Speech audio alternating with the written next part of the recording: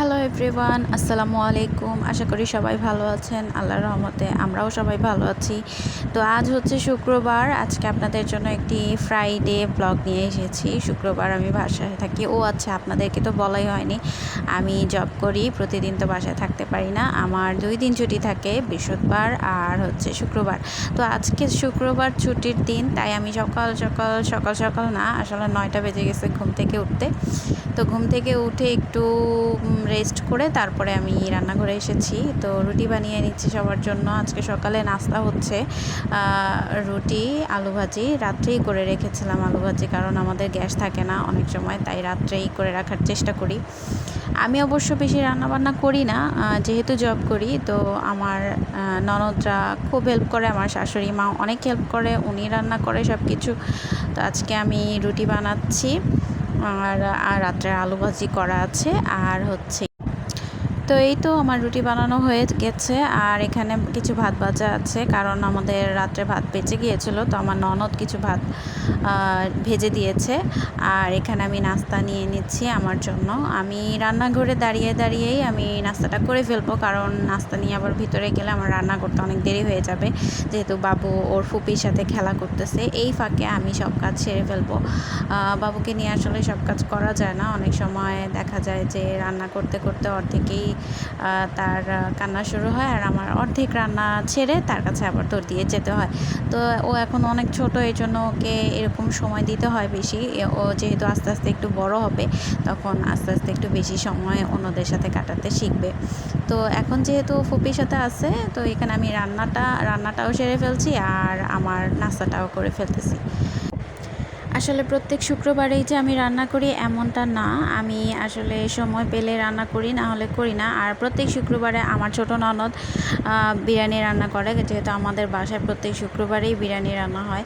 আর ও যেহেতু খুব সুন্দর বিরিয়ানি রান্না করতে পারে, তাই প্রত্যেক শুক্রবার ওর হাতের বিরিয়ানি আমরা খাই।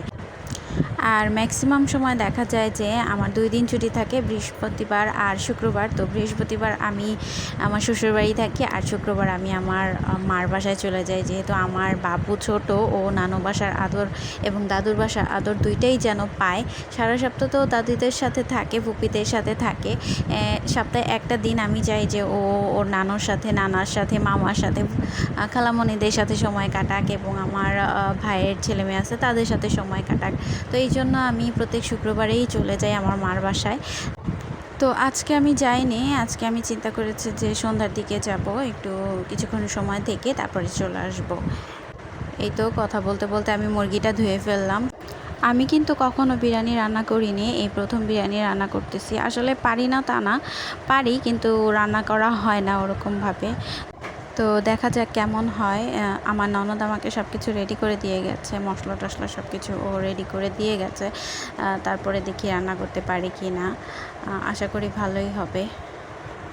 তো এখানে আমি পেঁয়াজটা ভেজে নিচ্ছি, পেঁয়াজ ভেজে সামান্য লাল করে। তো এই তো আমাকে যতটুকু মশলা দিয়ে গিয়েছিল সব কিছু আমি ঢেলে দিয়েছি। এটার মধ্যে সব মশলা আছে, আদা রসুন গুঁড়ামরিচ বিরিয়ানি মশলা সব কিছুই আছে। তো আমার আর কিছু এক্সট্রাভাবে দিতে হয়নি, আমি সেটাই দিয়ে দিলাম। দেওয়ার পরে মশলাটা ভালো করে কষিয়ে আমি সব মুরগি দিয়ে দিচ্ছি এটার মধ্যে। আমি বৃহস্পতিবার আর শুক্রবার চেষ্টা করি যে ভোরবেলা উঠে সকালের নাস্তাটা বানিয়ে নেবার জন্য, কিন্তু অনেক সময় পারি, আবার অনেক সময় পারি না, কারণ বাবু মাঝে মাঝে রাতে ঘুমায় না। তো সেক্ষেত্রে আমাদেরকে জেগে থাকতে হয়, তো ভোরবেলা আর ঘুম ভাঙে না, তো তখন আর পারি না সকালের নাস্তা করতে। কিন্তু আমি 100% চেষ্টা করি যে সকালে উঠে অ্যাটলিস্ট নাস্তাটা যেন আমি বানিয়ে ফেলতে পারি, তো আমার মার অনেক সুবিধা হয়। তো এখানে আমি কিছু দুধ দিয়ে দিচ্ছি, কারণ আমার ননদ আমাকে বলে গিয়েছিল যে ভাবি কিছুটা টক দই দিয়ে দিন। টক দই যেহেতু বাসায় নেই, তো তাই আমি কিছু দুধ দিয়ে দিচ্ছি। আমার ধারণা এরকম যে দুধ দিলে ওইটা নিজেই টক দই হয়ে যাবে, এরকম আমার মনে হয়। তো এই তো এখানে আমার মুরগির মাংস ভালো করে আমি কষিয়ে নিচ্ছি, সুন্দর করে কষানোর পরে আমি এখানে আলুর কথা ভুলে গিয়েছিলাম, আলুটাকে হালকা ভাপ দিয়ে নিচ্ছি। ভাপ দিয়ে এই যে তেলের মধ্যে একটু অরেঞ্জ কালার দিয়ে আমি এটাকে ভেজে নিয়েছি। তো এই তো এখানে আমি চাল ধুয়ে নিলাম, আর এখানে পেঁয়াজটা ভেজে দিয়ে দিচ্ছি কিছু দারচিনি, এলাচ আর লবঙ্গ দিয়ে ভেজে পেঁয়াজটাকে ভেজে আমি এখানে চালগুলো ঢেলে দিচ্ছি।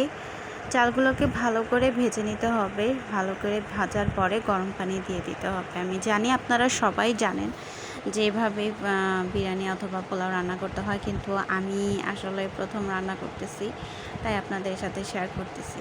তো এই তো এখন এতক্ষণ আমি কিন্তু একা একাই ভিডিওটা করেছি। তো এখন যেহেতু এটাকে আমার ভালো করে ধরে নাড়া দিতে হবে, তো পারছিলাম না। তো আমার দেবরকে ডেকে বললাম, তুমি একটু ভিডিওটা ধরো আর আমি একটু নাড়া দিই। তো এই তো আমি সুন্দর করে এটাকে ভেজে তারপরে পানি দিয়ে দিচ্ছি। আসলে আমি পানি দিচ্ছি না, আমার শাশুড়ি মাকে ডেকে বলেছে আমি পানি দিয়ে দিতে, কারণ আমি এভাবে আন্দাজ বুঝি না। মাঝে মাঝে হয়তো ভালো হয়, মানে পারফেক্ট হয়, আর মাঝে মাঝে দেখা যায় বেশি পানি হয়ে যায়। তো এখানে আমার শাশুড়ি মা পানি দিয়ে দিচ্ছেন, পানি দিয়ে নাড়াচাড়া করে দিচ্ছেন।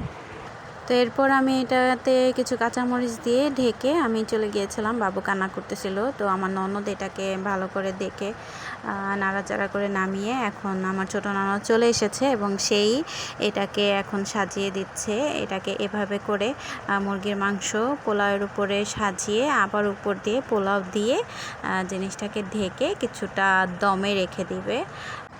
তো এই তো হয়ে গেছে আমাদের মুরগির মাংসের পাক্কি বিরিয়ানি।